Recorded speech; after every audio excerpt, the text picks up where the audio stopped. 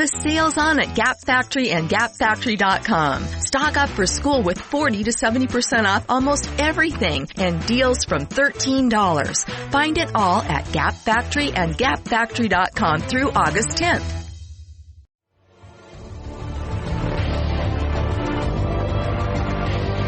This is CBS Eye on the World with John Batchelor. Here's John Batchelor. This is CBS Eye on the World. I'm John Batchelor, and I welcome Adrian Wooldridge of The Economist magazine. He is Badgett. At the same time, he is Adrian Wooldridge, author of a new book, The Aristocracy of Talent, How Meritocracy Made the Modern World. Good heavens, this sweeps over an enormous a period of history, from kingships reaching back all the way to Plato and then right up till now. Meritocrats is the word. It was invented in the 20th century, but we begin with what Adrian introduces as a ditty from the 19th century to describe the contest for finding why people are elevated and why people are not elevated in human history. It goes like this: God bless the squire and his relations, and keep us in our proper stations. Adrian, good evening, and thank you, and congratulations. That ditty for me is your book, because the contest against that presumption that there is such a thing as proper stations has informed arguments for, well, at least 2,500 years. Let's begin with where you identify the hierarchical presumption of mankind. How did it work, and what was its genesis? What drove it, Adrian? Good evening to you. John, thank you so much for inviting me, and thank you for starting off with such a profound question, because I think it's important to recognize that for most of human history, the assumptions that we now have about individualism, effort, merit, and reward have not been the assumptions that most people have had. Most people throughout most of history have believed that society is a hierarchy, that people should be born into their proper places, that family connections are more important than individual abilities, and that dynasty rather than individual achievement is the organizing principle of society. And you quoted that wonderful Victorian ditty. You could quote lots of ditties from the 18th century, the 16th century, or before that. And essentially the notion was people inherited their position in the world, that the king was the kingpin of society, that everybody drew their position from their relationship to the king, and that's how things should be. And any deviation from that was regarded as a terrible mistake. Social mobility was something to be feared, avoided, and crushed if it happened. Walter Raleigh, you quote from the early 17th century, making the case that as nature blesses certain items, such as gems, hath also ordained king. So he was not bothered by what we would consider to be a false comparison. They went searching with their poetic language for justification. Is that because there was a challenge right away? Why did Raleigh feel compelled to make that remark, given his fate, of course? Well, I think that he was reflecting the notion of the great chain of being. And that is the notion that everybody and everything in the universe has its proper place ordained by God. So the king is on the throne, the earthworm is burrowing in the ground, and they're all predestined to be doing what they're doing. And you get these marvelous statements by Shakespeare saying that if you fiddle with that order, if you untune that string, as he says in Ulysses, then discord follows. And Walter Raleigh is saying exactly the same thing. He's saying that if you interfere both with the human order and the natural order, which are in many ways manifestations of the same thing, you will cause chaos. And this will be a chaos which is in the natural world as well as in the human world. So you will have thunderstorms, you will have hurricanes, you'll have massive natural disasters. And of course his fate is to be executed. And he was, executed for subversion. So he was preaching, the divine order of things, but he was to fall foul of the king and was to be executed. You mentioned Shakespeare. Is it fair, Adrian, to assume that the mad scene with the storms in Lear is what the 17th and 18th century believed would happen if the king was not obeyed? Is that their vision? Absolutely. You see this over and over and over again in Shakespeare, that when you have the social hierarchy being threatened and subverted, then you have the natural hierarchy threatened and subverted. So you have storms, you have mental unbalance, you have social unbalance. You see it in Julius Caesar, you see it in Othello, you see it over and over again, that there is a natural order of things ordained by God, and anything that untunes it, as Shakespeare, but anything that disturbs it will be manifested in natural disorder as well as human disorder. And this was an incredibly widely held set of beliefs, and it's a set of beliefs that lasted until relatively recently. Yes, very recently. We're mentioning dynasty, as we in America use that word. And I'm struck by how there were always wise writers, wise thinkers, observing that kingship was fragile now and again. And you say that diplomacy was mostly dynasty building. They knew that depending upon a family required a lot of hard work. They knew this, Adrian, and it threatened them all the time. Is that correct? They worried about it. Absolutely. Up until probably the middle of the 19th century at least, the main institution in most societies in the world is the royal or the imperial dynasty. That's what keeps social order. That's the thing about which society revolves. And this, of course, puts a biological entity at the center of society, that biological entity being a king or a queen or an emperor. And those people are naturally subject to all the sins and the frailties and the problems of humanity.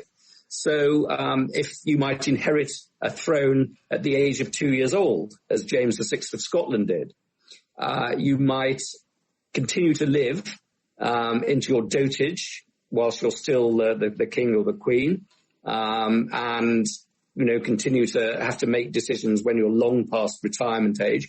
You might go mad. You might be pretty dumb. You might be suffer from temporary madness, like George III, who was lucid some of the time and very far from lucid the rest of the time. So all of the frailties that human flesh is subject to is put on the throne. And there's also a second complication, which was with women. Women were conceived in these societies as being inferior, and yet if the daughter is the person who inherits the throne, suddenly you have a woman making all the decisions, like Elizabeth I on the throne, and then she goes from being an inferior person who is meant to bow down to her husband to being essentially the top person in the country and a revered person in the country, to whom all men have to bow down. That is an enormous sort of psychological trauma. And of course, dynasties have to reproduce themselves in order to survive. And that reproduction before modern medicine is an extremely difficult thing. It's very dangerous. Women can die in childbirth. You can have infertility, which means that the dynasty dies out, and then you get civil war between various competing dynasties. And so the urge to create a healthy male son is incredibly powerful. So Henry VIII is, driven to madness, distraction, to murder, in order to get a healthy male son, which he never does. I want to make the center of politics. I want to make note here, because we're going to move beyond nepotism into the absolutist state. I want to make note how I smiled when you quoted Walter Bagehot's opinion of every royal house in Europe in 1802 as madness. That's wonderful. Did he get in trouble for saying that? Well, the extraordinary thing about Walter Bagehot, in whose name I write in The Economist, is that he is a conservative who believes that the Queen or the King should be on the throne and that they're owed due deference. But he's incredibly contemptuous of these people.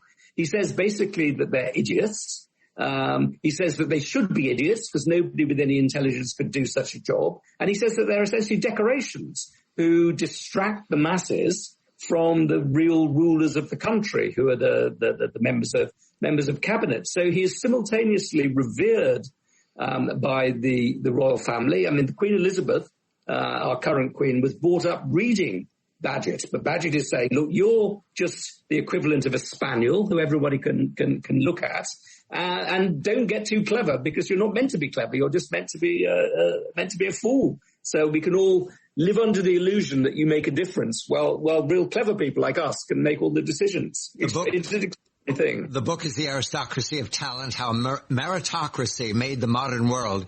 Adrian Wooldridge is the author. This is CBS Eye on the World. I'm John Batchelor.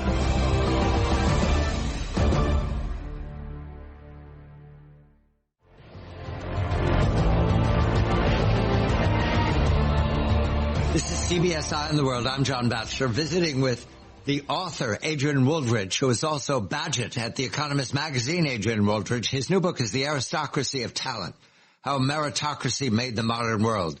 It's incredibly, presciently up to date, but we are exploring how we got here. The word meritocracy isn't until the middle of the 20th century. However, the search for who is capable of giving good governance, who can we depend upon, who will live out his reign, includes nepotism, patronage, and venality. And I note, rather than look at the negatives, I want to make clear that there were successes. I wrote down 3, Adrian. Thomas Cromwell, Adam Smith. Well, that's enough. Those two would be enough for any country. So patronage and nepotism had its advantages.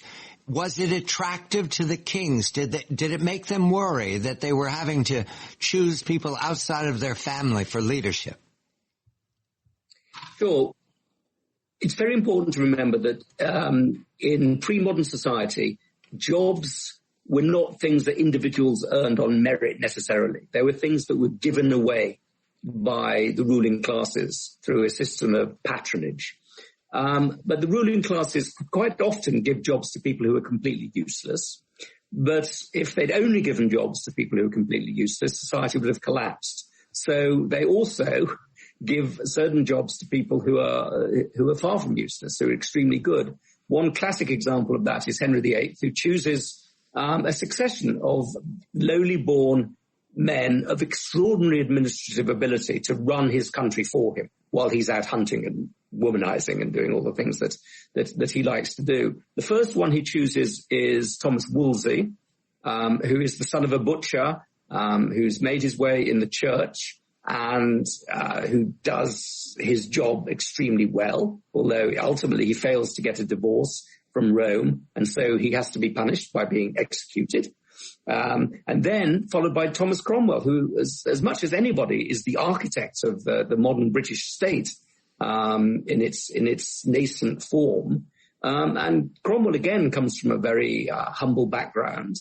And is a brilliant administrator. He has an encyclopedic knowledge, photographic memory, an extraordinary ability to command documents and to run the country. And again, does Henry VIII fantastic service, and again, ultimately has to be executed. So, and I think quite often kings like to have administrators who are completely dependent on them. Who are poor, who come from a poor background, because they can be dispensed with. They're not a challenge to the king. Everything about them is dependent on the king's majesty.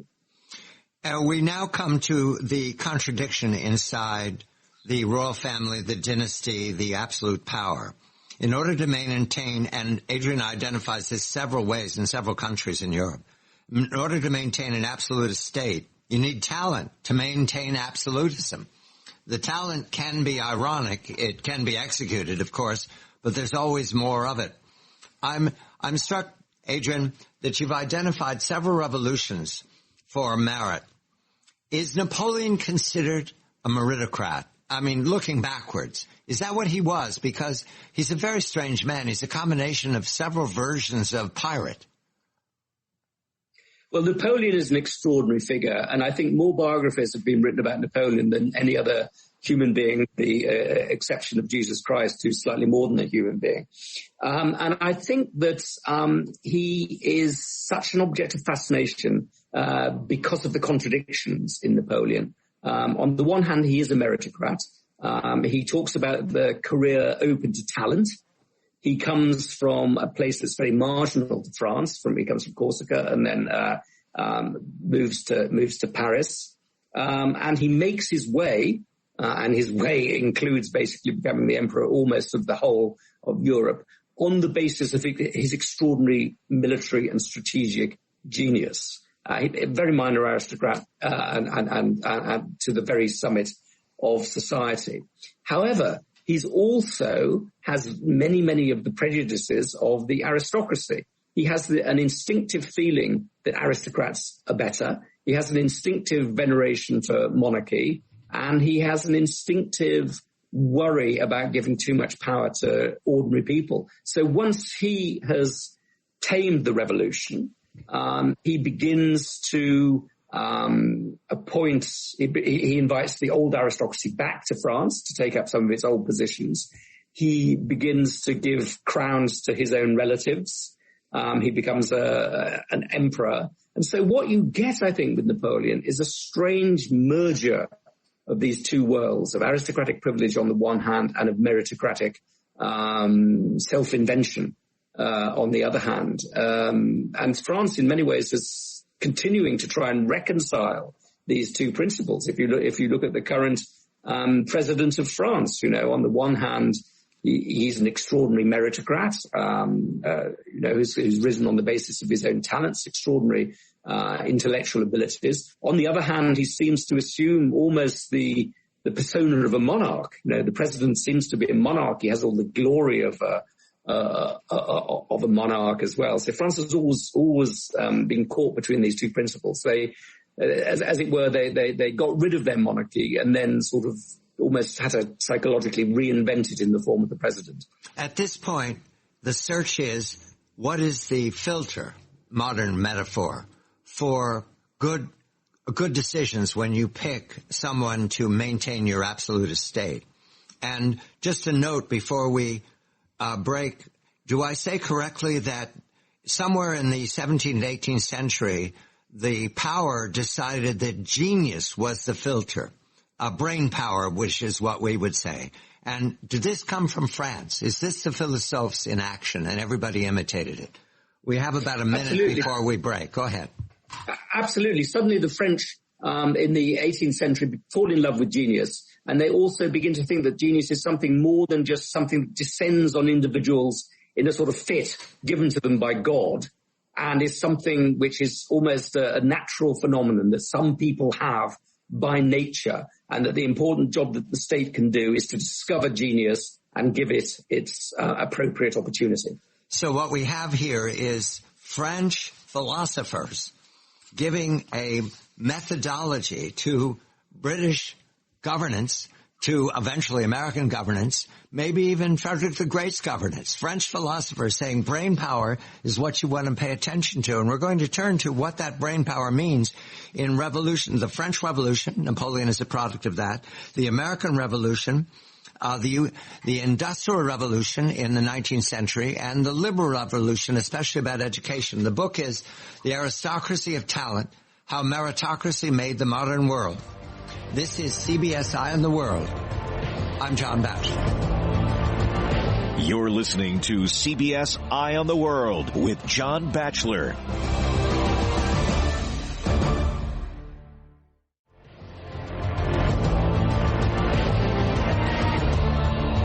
This is CBS Eye on the World. I'm John Batchelor, visiting with the author, Adrian Wooldridge, who is also Badgett at The Economist magazine. Adrian Wooldridge. His new book is The Aristocracy of Talent, How Meritocracy Made the Modern World.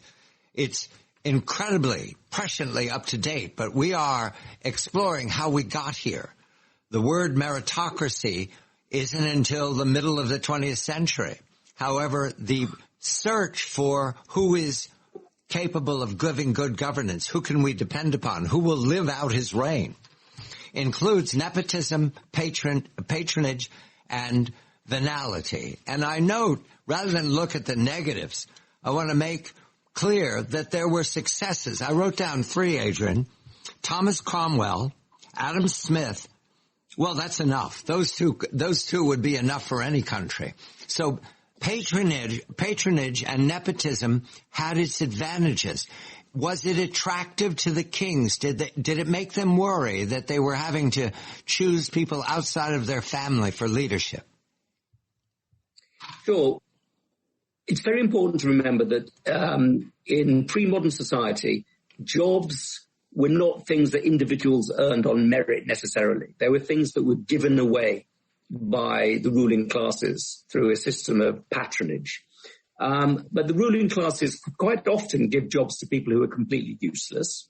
But if they'd only given jobs to people who are completely useless, society would have collapsed. So they also give certain jobs to people who are far from useless, who are extremely good. One classic example of that is Henry VIII, who chooses a succession of lowly born men of extraordinary administrative ability to run his country for him while he's out hunting and womanizing and doing all the things that he likes to do. The first one he chooses is Thomas Wolsey, who is the son of a butcher, who's made his way in the church and who does his job extremely well, although ultimately he fails to get a divorce from Rome, and so he has to be punished by being executed. And then followed by Thomas Cromwell, who, as much as anybody, is the architect of the modern British state in its nascent form. And Cromwell again comes from a very humble background. And is a brilliant administrator. He has an encyclopedic knowledge, photographic memory, an extraordinary extraordinary ability to command documents and to run the country. And again, does Henry VIII fantastic service, and again, ultimately has to be executed. So, and I think quite often kings like to have administrators who are completely dependent on them. Who are poor, who come from a poor background, because they can be dispensed with. They're not a challenge to the king. Everything about them is dependent on the king's majesty. We now come to the contradiction inside the royal family, the dynasty, the absolute power. In order to maintain, and Adrian identifies this several ways in several countries in Europe, in order to maintain an absolute state, you need talent to maintain absolutism. The talent can be ironic. It can be executed, of course, but there's always more of it. I'm struck, Adrian, that you've identified several revolutions for merit. Is Napoleon considered a meritocrat? I mean, looking backwards, is that what he was? Because he's a very strange man. He's a combination of several versions of pirate. Well, Napoleon is an extraordinary figure, and I think more biographies have been written about Napoleon than any other human being, the exception of Jesus Christ, who's slightly more than a human being. And I think that he is such an object of fascination because of the contradictions in Napoleon. On the one hand, he is a meritocrat. He talks about the career open to talent. He comes from a place that's very marginal to France. He comes from Corsica and then moves to Paris. And he makes his way, and his way includes basically becoming the emperor almost of the whole of Europe, on the basis of his extraordinary military and strategic genius. A very minor aristocrat and to the very summit of society. However, he's also has many of the prejudices of the aristocracy. He has an instinctive feeling that aristocrats are better. He has an instinctive veneration for monarchy, and he has an instinctive worry about giving too much power to ordinary people. So once he has tamed the revolution, he begins to appoint, he invites the old aristocracy back to France to take up some of its old positions. He begins to give crowns to his own relatives. He becomes an emperor. And so what you get, I think, with Napoleon is a strange merger of these two worlds, of aristocratic privilege on the one hand and of meritocratic self-invention, on the other hand. And France, in many ways, is continuing to try and reconcile these two principles. If you look at the current president of France, on the one hand, he's an extraordinary meritocrat, who's risen on the basis of his own talents, extraordinary intellectual abilities. On the other hand, he seems to assume almost the persona of a monarch. The president seems to be a monarch. He has all the glory of a monarch as well. So France has always been caught between these two principles. They, as it were, they got rid of their monarchy and then sort of almost had to psychologically reinvent it in the form of the president. At this point, the search is, what is the filter, modern metaphor, for good decisions when you pick someone to maintain your absolute estate? And just a note before we break, do I say correctly that somewhere in the 17th, 18th century, the power decided that genius was the filter? Brain power, which is what we would say. And did this come from France? Is this the philosophes in action and everybody imitated it? We have about a minute before we break. Go ahead. Absolutely. Suddenly the French in the 18th century fall in love with genius, and they also begin to think that genius is something more than just something that descends on individuals in a sort of fit given to them by God, and is something which is almost a natural phenomenon that some people have by nature, and that the important job that the state can do is to discover genius and give it its appropriate opportunity. So what we have here is French philosophers giving a methodology to British governance, to eventually American governance, maybe even Frederick the Great's governance. French philosophers saying brain power is what you want to pay attention to. And we're going to turn to what that brain power means in revolution. The French Revolution, Napoleon is a product of that. The American Revolution, the Industrial Revolution in the 19th century, and the Liberal Revolution, especially about education. The book is The Aristocracy of Talent, How Meritocracy Made the Modern World. This is CBS Eye on the World. I'm John Batchelor. You're listening to CBS Eye on the World with John Batchelor.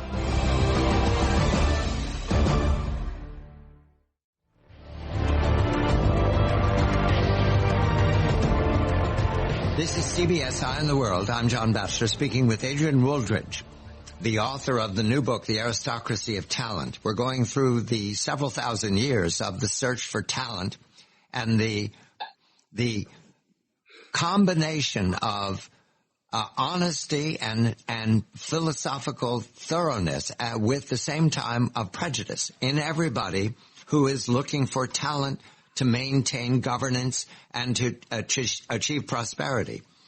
The blindness of everyone until the 20th century is the mother they've had, the sister they have, and the children they want to have. That's the blindness.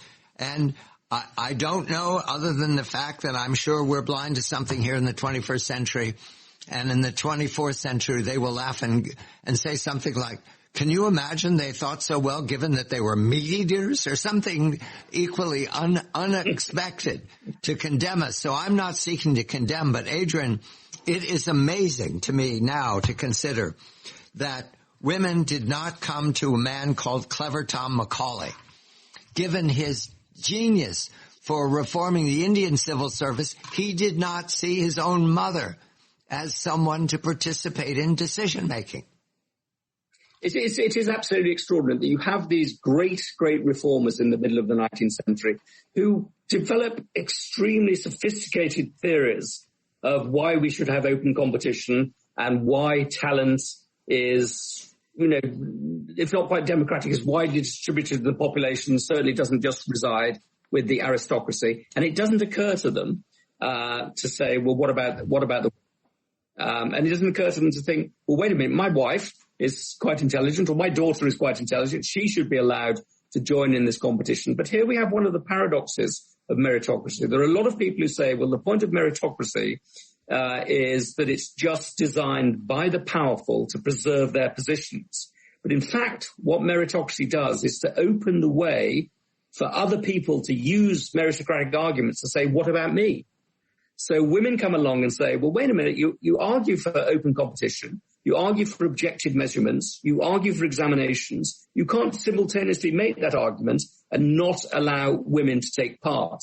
So they don't say get rid of the system. They say make the system work properly. And indeed, you have this extraordinary case in 1892 in Cambridge when a woman called Philippa Fawcett sat the Cambridge tripos in mathematics. Now, the Cambridge tripos in mathematics, the tripos is the final examination in mathematics, was regarded then as the hardest examination in the world, partly because it's intellectually hard, but partly because it's physically very hard because you have a lot of papers which you have day after day after day. And so it's regarded that women are not as clever as men at mathematics and certainly don't have the physical endurance that men have in order to be able to sit these difficult mathematical papers day after day after day after day. And so Philippa Fawcett sits this examination paper and she comes top. And that causes an enormous fuss, both in Cambridge and indeed globally. There's an enormous celebration of this amongst progressives globally. But because at that point women were not allowed to sit the examination, she doesn't get an official classification. She gets the examiners say she got the best mark, but she's not actually a proper candidate. So she comes, the top candidate, it was called in Cambridge the senior wrangler. That was this bizarre Cambridge nomenclature for the best mathematician, the senior wrangler. And she was classified as above the senior wrangler, which I think is probably the best classification you could ever have. You're cleverer than the cleverest person in the examination. But this is the paradox of meritocracy, that it actually provides excluded groups, whether they're working class, ethnic minorities, or women or whatever, with the tools that they need to challenge the system and to be rewarded for challenging the system. Philippa Fawcett is one of the classic examples of that. One of the ironies of the search for talent is that it is the war, the tragedy, the ghastly, inexplicable Great War that opens opportunities for women, because Woodrow Wilson, the man of 14 points, can no longer resist the suffragettes in the United States. And I can imagine it was the same in Britain, given how women had participated in sustaining the culture through the Great War. So can we date the recognition of this blindness from the Great War, or did it come later than that? I'm noting Beatrice Webb. I mean, always pay attention to Peter Rabbit. Was that a moment when Webb was participating in these political arguments, or was it the war that opened the road for women to participate in the vote? Well, Beatrice Webb is one of the architects of Fabianism. Unfortunately, she doesn't write books about rabbits. She writes books about trade unions and local governments and all sorts of rather worthy subjects. But she's a very, very brilliant woman, and she believes very firmly in meritocracy. She wants to create a meritocratic state, and she's one of the founders of London School of Economics. And with her husband, she's an advocate of building a ladder of educational opportunity from the village to the LSE and Oxbridge and the rest, and very influential. She argues over and over again in favor of merit in a very powerful way. And one of the strongest arguments against socialism at that time was that, well, socialism will mean that power is wielded by people who aren't technically qualified. And at least if you've got capitalism, you'll get captains of industry who know how to run companies. And she says, no, that's not the case. In fact, as long as you have meritocracy, the captains of industry can come from the public sector as well as the private sector. And in fact, it means that you won't get the stupid sons of industrialists taking over their power. You'll get jobs running big industries and big corporations given on the basis of examinations. But I would say to your question about the wars, it's not just the First World War, because attitudes that are very deeply ingrained about the mental abilities of women or about the rightness of social deference take an enormously long time to change. The First World War certainly had a big impact and changed the mind of somebody as resistant to change as Woodrow Wilson. But the Second World War, I think, continues this operation. And one of the extraordinary things that happens in the Second World War is that the war is won to a significant degree by superior intelligence. I mean, the intelligence services. If you look at Bletchley Park, over 80% of the people working at Bletchley Park are women. And a lot of the code breakers are women. They don't get as much honor as the men, but they're absolutely vital to the thing. And the way that these women are selected is that they're asked, the country started saying, who can do these crosswords? And they're just asked, people are asked to do crosswords, and they go through the country. They find people who are very good at solving puzzles, women who are very good at solving puzzles. And they say, well, why don't you apply to join this place called Bletchley? They don't really know what they're doing. And then they're brought in. So that's an example of the fact that there was lots of hidden talent in the population, lots of people who didn't think of themselves as intellectual, but were very, very clever, were very good at crosswords or bridge or whatever. And so the state had to build a way of finding these people. They go to Bletchley and they help to win the war. So the state was forced to use all of the intellectual talents available, women as well as men. It is extraordinary. We're going to turn to what can go wrong and why with meritocracy, but it is extraordinary to me to read the quotes that you have about how women were dismissed. The one that takes it all is Gustave Le Bon, the Frenchman, who says that women have an incapacity to reason. I wonder what his mother would have thought of him saying that she can't reason. It is quite extraordinary. And as I say, I was talking about Philippa Fawcett, but Cambridge University, which is a great university, did not give degrees to women until 1948. It's astonishing how long these attitudes Let us turn to what can go wrong and why in the search for talent. The aristocracy of talent, how meritocracy made the modern world. Adrian Wooldridge. This is CBS Eye on the World. I'm John Batchelor. You're listening to CBS Eye on the World with John Batchelor.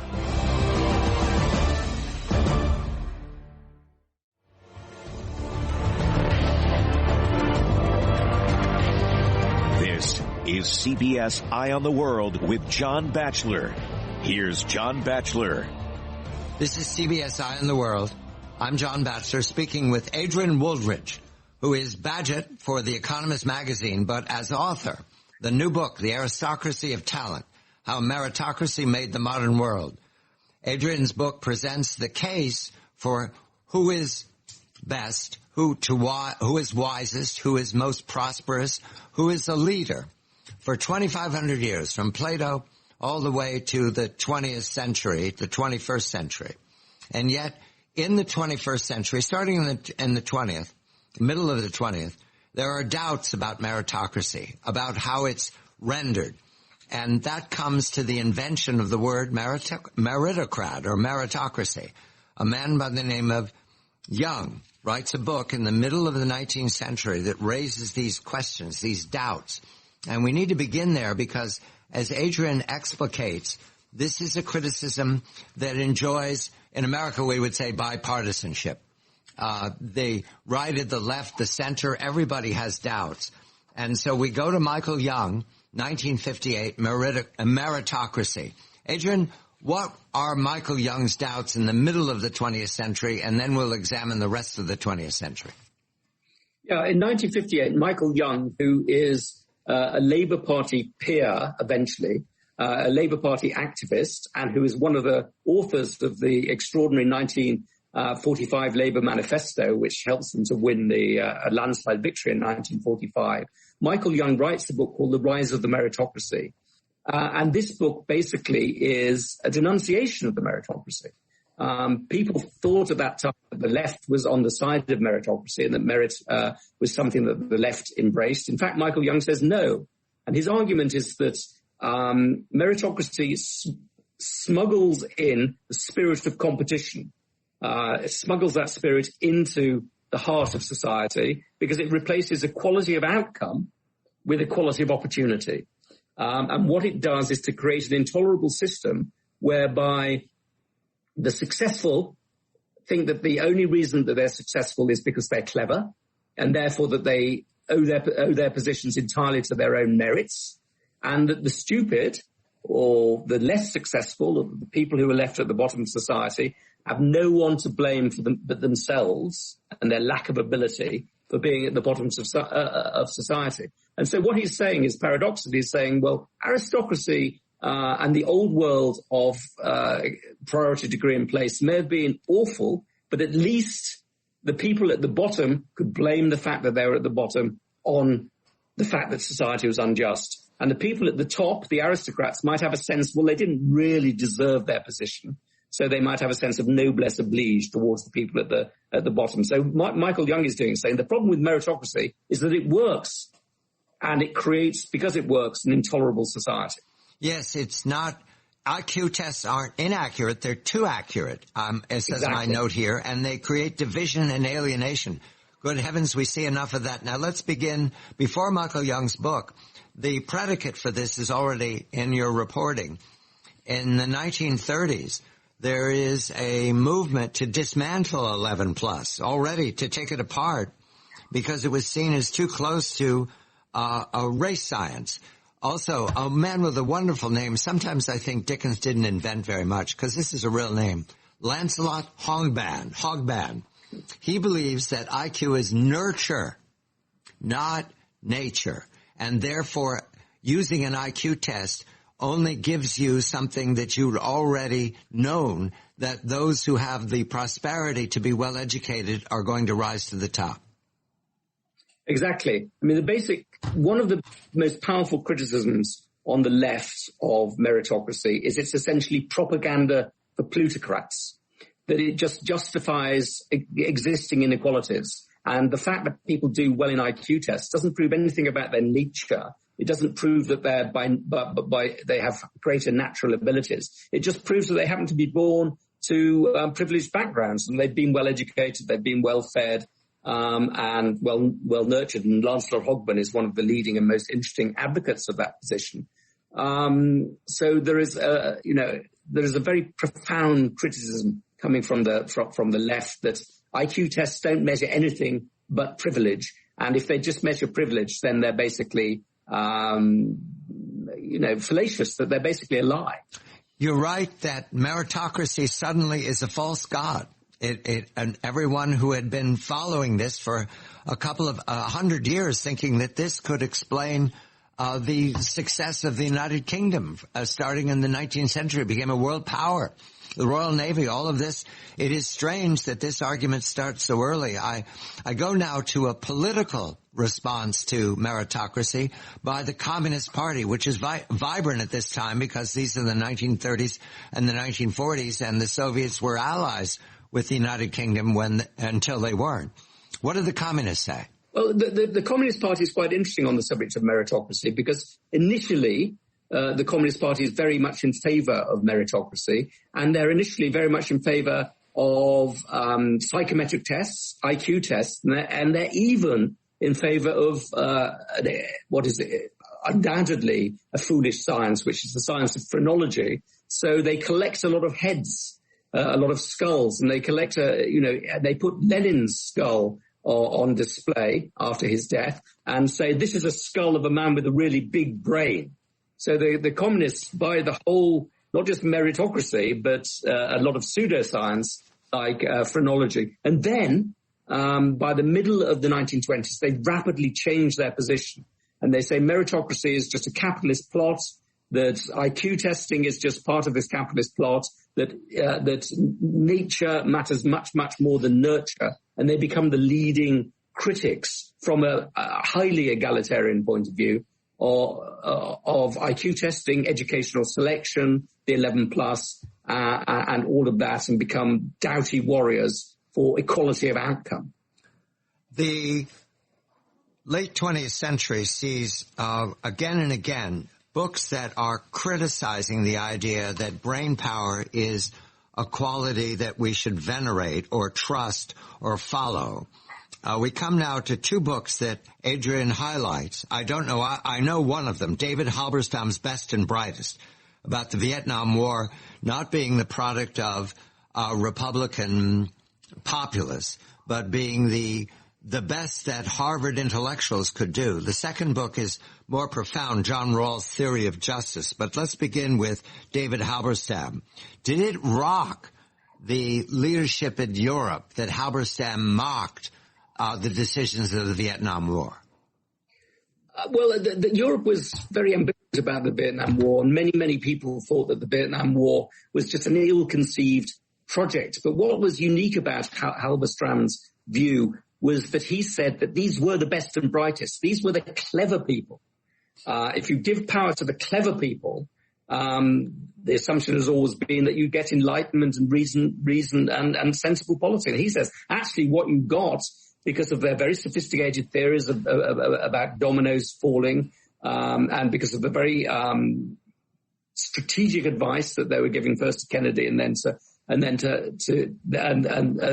first they were giving first to Kennedy and then to LBJ, that you got really bad decisions. So that actually the military, which had been much more cautious about Vietnam, were sensible. They might be, might be graduates of football colleges rather than graduates of Harvard, but they had much more common sense. And this was a beginning of a very profound critique of meritocracy, which can be summed up in the old statement that you'd rather trust the first 500 names in the Boston telephone directory than you would trust the entire Harvard faculty. That ordinary people have common sense, and that intellectuals tend to become obsessed by theories, and that those theories can quite often prove to be wrong, as was the case in the Vietnam War, and arguably was also the case in the Iraq War. More biting is John Rawls' theory of justice, 1971, where Mr. Rawls makes the case that it's not hard work, it's not nature, it's not nurture, it's that what we have here is an offense to reason because we need distributive justice. We don't need leadership. What is distributive justice? Well, what Rawls says is that the notion of merit depends on the notion of desert, that people who work harder and people who are cleverer deserve to get more rewards. And Rawls says that this isn't the case. And it's not the case because the propensity to be clever or the propensity to work hard are things that are inherited. They're actually the result of nature. Rawls is actually very much a man who believes in nature rather than nurture. But he says because you inherit your genetically your intelligence, and because you inherit your capacity for hard work, then you don't deserve to be given rewards in excess of other people, except if by giving those rewards, the overall quality of life in the whole of society is improved. So he does accept a certain amount of differentiation, but only if that differentiation can be justified by lifting up the whole boat. And that's a very profound critique, not only of the meritocratic principle, but of the broader sort of American notion that you should have open competition in which the people who get the most rewards keep those rewards as much as possible because they deserve them, because they're the product of their own initiative and intelligence and work and effort. And it's an argument which has had, of course, massive influence over the academy and over the legal system. The book is The Aristocracy of Talent, How Meritocracy Made the Modern World. Adrian Wooldridge is the author. When we come back, the new nepotism, the new rich, and meritocracy. This is CBS Eye on the World. I'm John Batchelor.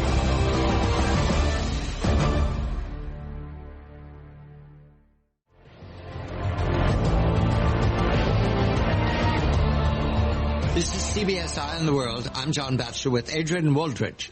His book is The Aristocracy of Talent, How Meritocracy Made the Modern World. And the left, or the wise, are in the late 20th century doubtful that meritocracy produces results, whether equitable results or even rational results, because we have the new nepotism described with two family names, Bush and Clinton. The new nepotism. Those are hot topics in the United States. So I want to back up a little bit and talk about the new rich and the old rich. You write cleverly, very cleverly, Adrian, that the new rich require posh surroundings and the old rich require academic degrees. So they share their opinion that we're the elite and we're just going to trade virtues. Absolutely. I think one of the things that's happened at the end of the 20th century was that the old rich, which inherited its money, and the new rich, which made its money through intellectual brilliance and academic success, have sort of merged into one. So I say what we have ruling our society at the moment is not a meritocracy, but a Pluto-meritocracy. And that is a group of people who combine ability with money, but also if they have money, they buy ability. And if they have ability, they acquire money through success in life. And what they do, this Pluto meritocratic elite at the top of society, is they hoard opportunity. And they hoard opportunity by using their wealth and connections to get their children into the best schools, either private schools or state schools, which function essentially as private schools because they're in the very, very wealthy areas where all the other children go to are wealthy. And above all, by getting their children into elite universities, which confer status and connections. So what we have now is not the triumph of meritocracy, but almost the corruption of meritocracy by money. And its manifestations are many, but one of the manifestations is the return of things that we associate with aristocracy, such as the dynasty. We now have dynasties in America. You have dynasties in America. Nepotism, getting golden opportunities for your relatives. We have that in the United States. And also what I would call a sort of a populist revolt against the elite, because the populist revolt against the elite is predicated on the idea that they're basically aristocrats. They're behaving, they're looking down on us, they're excluding us, they're hoarding privileges. And I think there's an intuition of sense there that this degenerate form of meritocracy is a new aristocracy. It's very different from the old meritocracy that we had after the Second World War. Globalization, Davos Man, the Cosmos Club, all of that describes a global meritocracy that is now conducting itself without borders. I guess you would have to say meritocrats without borders, all fresh to this. Is that fact, is that enough for the left to turn away from meritocrats? Is that happening now? Absolutely. What we have at the moment, well, what we had in the late 19th and early 20th century was the attempt to build a ladder from the local village school to the national elite. And one of the things that's happened is that lots of the rungs of that ladder have been removed. But another thing that's happened is that the ladder needs to be higher, because above the level of the national elite, we're creating a global elite because of global institutions such as the World Bank and the IMF, global charities, global academic connections, global businesses. This whole world of Davos Man has been constructed. So that's even further away from the ladder of opportunity. And I think that this is something that's it's a paradox for the left, because many of the people who are Davos Man, who are at the very top of the pyramid, particularly in the academic world, consider themselves to be leftists. They consider them, a phrase that Thomas Piketty uses to describe them is the Brahmin left.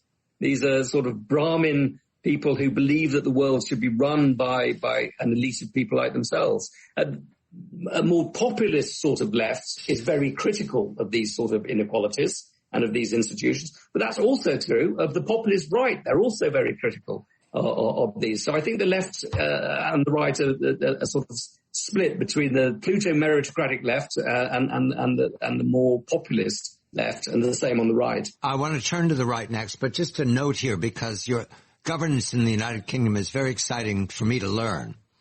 Is it significant that there's this assumption that Eton and Oxford go to the head of the class in Parliament? Or is that just something that just happened recently with Cameron and Johnson? Or is that left over from the old days of assuming that just because you deserve it doesn't mean you're also born to it?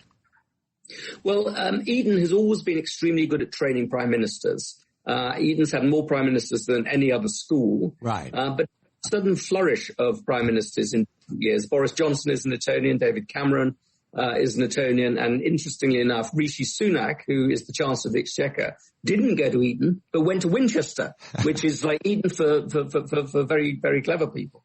Another very expensive private school. But I think one of the things that has happened, and I think it's a very interesting development, is that the Eton that we see now is very different from the old Eton. The old Eton used to be a place where the landed elite sent their children, didn't put very much effort on academic ability, except for a small group of scholars, and was basically about playing the game, shaping people's character. But what happened from the 1980s onwards is Eton became a very, very meritocratic institution, very vigorous selection examinations. It became a school for not just posh people, but clever posh people. The book is The Aristocracy of Talent. Adrian Wooldridge is the author, How Meritocracy Made the Modern World.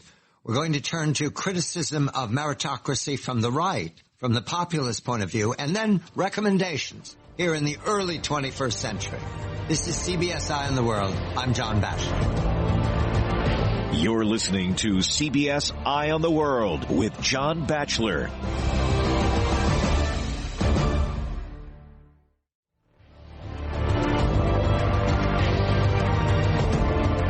This is CBS Eye on the World. I'm John Batchelor.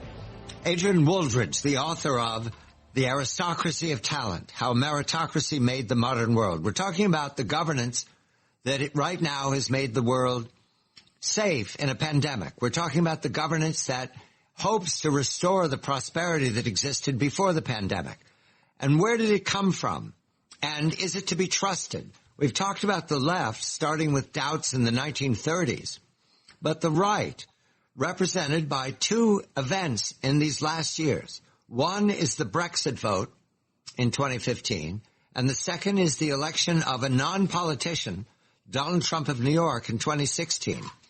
This is the populist school, and the populist school has doubts about meritocracy. So, Adrian, let's generalize first. Populism doubts meritocracy because it's made up of experts, because it does not represent common sense.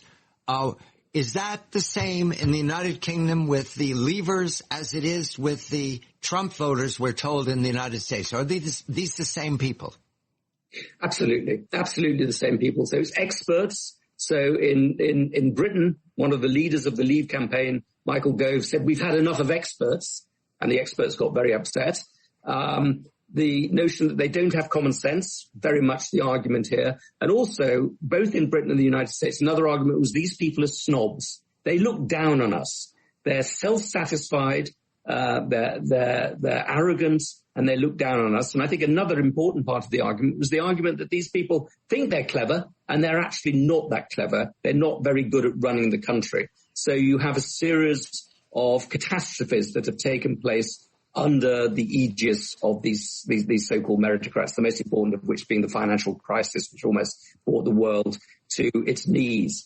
And so that what you see endless similarities between what happened with Brexit and what happened with Trump. But some of the most important are that less educated voters, on the whole, voted for Brexit, as they did for Trump. The people who came from outside the sort of golden triangle, the best connected parts of the country, voted for Brexit and voted for Trump. And the people who voted for Brexit and voted for Trump were very angry and disillusioned with the status quo. And a lot of people, I think, who voted for Brexit didn't actually necessarily think that Brexit would produce a more prosperous society, although they thought it might do. They hoped it might do. But they just wanted to give a kicking to the establishment.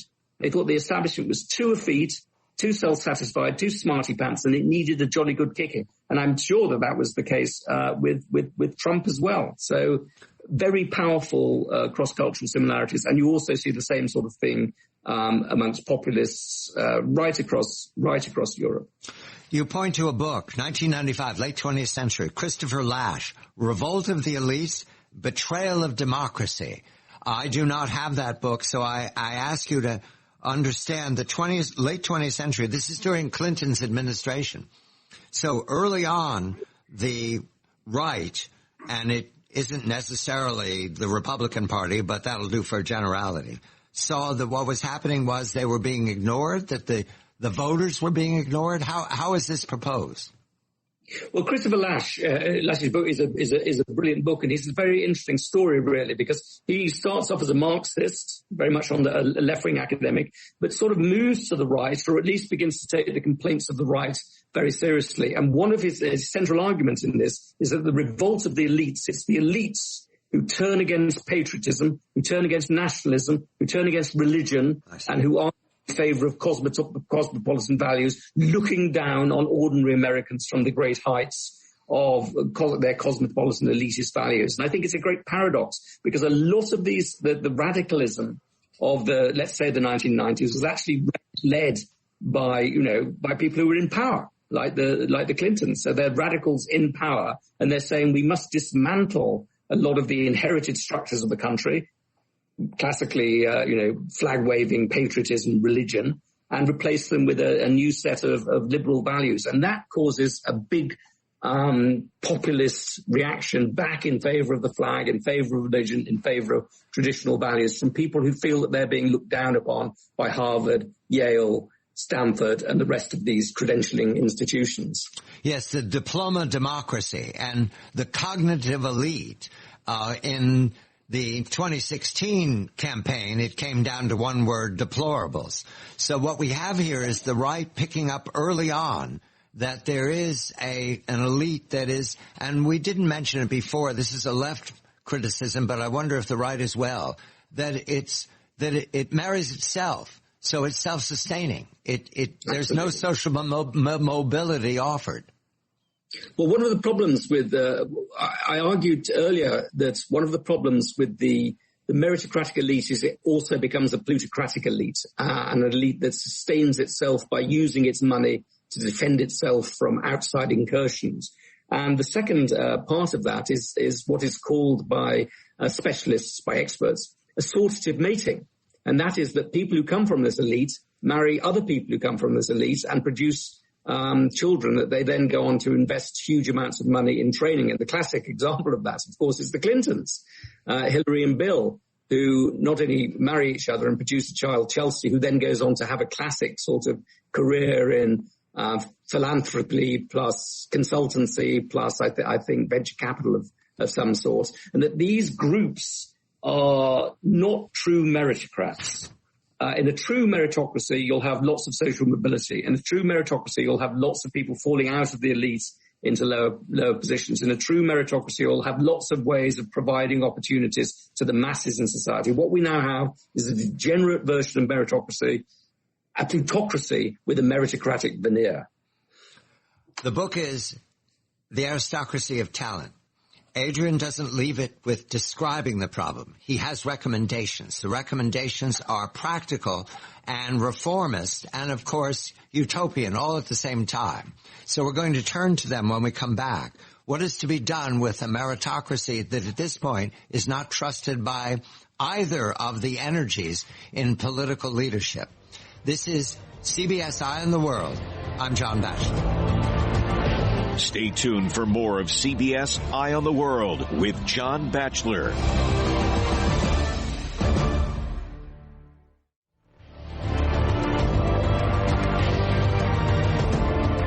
This is CBS Eye on the World. I'm John Batchelor, and Adrian Wooldridge. His new book is The Aristocracy of Talent, How Meritocracy Made the Modern World. And having described the genius of brain power, finding governance for democracies, for prosperity, for the modern world, we now come up about what is to be done because the meritocrats have, in some fashion that's very romantic, created a condition that is not unlike royalty or dynasties or hereditary power. So the first thing to do is to describe what we're looking at here is it's a meritocracy, but it's not based on land. Adrian, you report that it's based on information gathering. How so?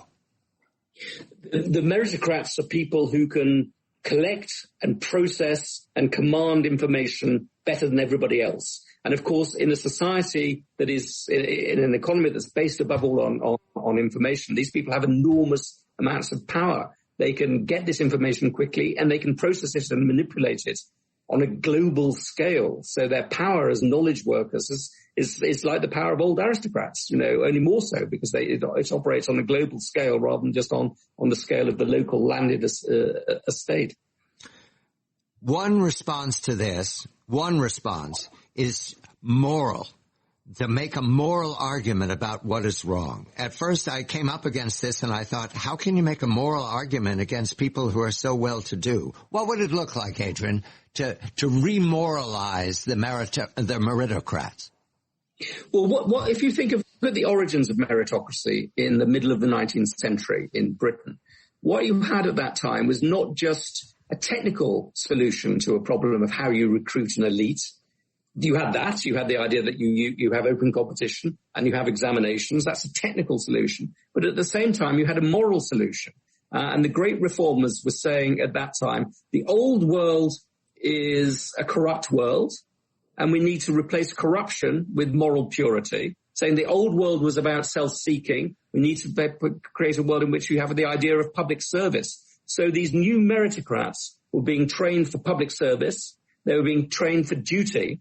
And we created a set of institutions such as the public schools and such as Oxford colleges, which were there to inculcate a sense of public obligation and public duty to people. And the great message that they said is if you happen to be born clever and if you happen to have a lot of energy and you happen to be a capable person, that's not just because of you. That's because you've been given certain privileges. And ultimately, it's because you owe duties to God. A very religious sensibility at that time. And so you need to give back to society because you have been given so much by society. And Britain went from being one of the most corrupt countries in the world to being one of the least corrupt countries in the world when it comes to public service because of this notion of public duty.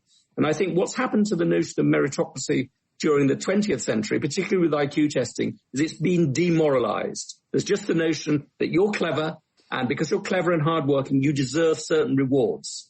And what we need to do is add to that, because you're lucky enough to be clever, and because you're lucky enough to have a work ethic, you actually owe public service to society. So it's not because you're worth it, it's because you actually owe duties to society. So I think that's an area in which we can go back to the original meritocrats and say, what can we learn from you? And what can we learn from Plato, indeed? And what we can learn is that the able owe a duty to society to help to govern it well.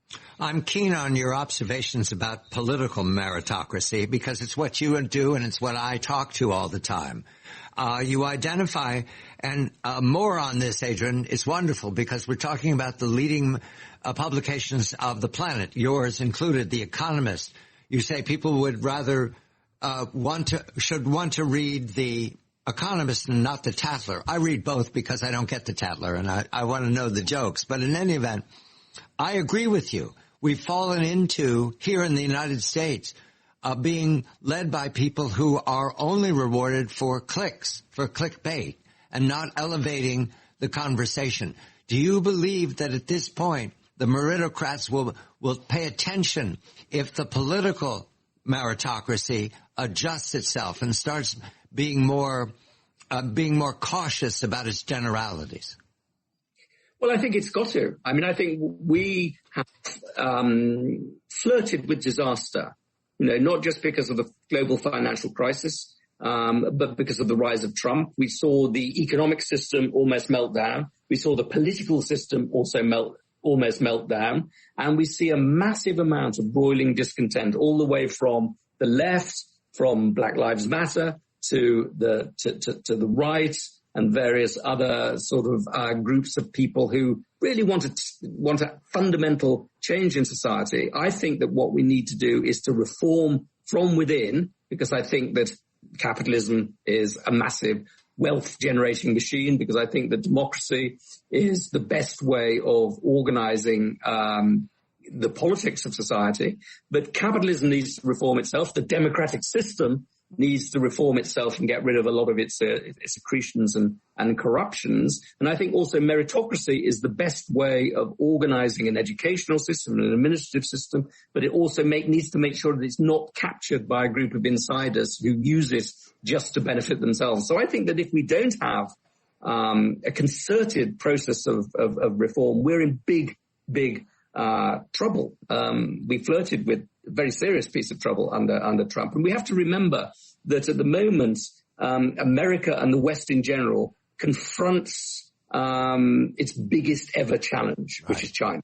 Right. We've never had a country as big and rich and powerful and as attuned to the future as this, staring us down the barrel of a gun. And so we need to rethink a lot of our fundamental principles in order both to reform them so they're more tolerable at home, but also not to lose what gives us competitive advantage so we can compete abroad. You have a chapter about China, and we did not go that direction. We've been following the European meritocrat development. But I note here that China, the testing of China, the examination states you identify in the middle of what we would call pre-enlightenment. Do you find echoes of that in the Communist Party today? The idea that you serve the emperor or you serve the party and you are very much tested your whole life as to whether you're adequate, even to the point of almost like being locked in those cells where they tested in the 16th century. Is there an analogy between the two? Absolutely. Absolutely. China was the country as well that developed the first big mass examination system, which it started developing in the early Middle Ages. It developed a system which tested, from the 9th century onwards, up to 10% of this entire massive country's population, and which allocated positions advising the emperor to the people who did best in the examinations. Then China was testing people for their ability to learn, absorb, and understand the Confucian classics. It was a very classical-based education system, didn't develop. But now we're getting the recreation of this examination state.